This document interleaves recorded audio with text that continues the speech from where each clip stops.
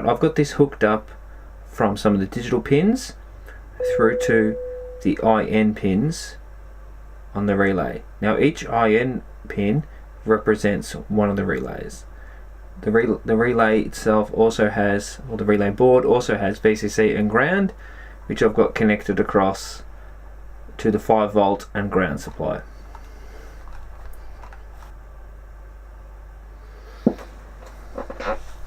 Alright, if you're looking at the code, you'll see in the setup, I've set up the pin modes.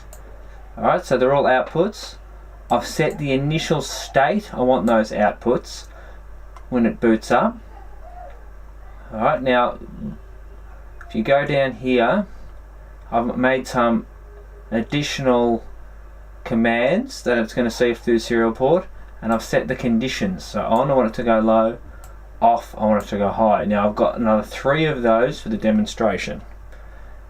Okay, alright, so if I go ahead and launch the serial monitor, alright, and if I turn on 1, on 2, on 3, off 1, off 2, off 3. Now it's as simple as that. In the cards above you'll see there's a video which shows you how to get the serial communication part working, and then you'll understand how I got to this. I haven't gone through all the code how to type it out because it's only a few lines. You can work that out, it's pretty easy. But I'll also link this file in the comments and you can just download it if you want.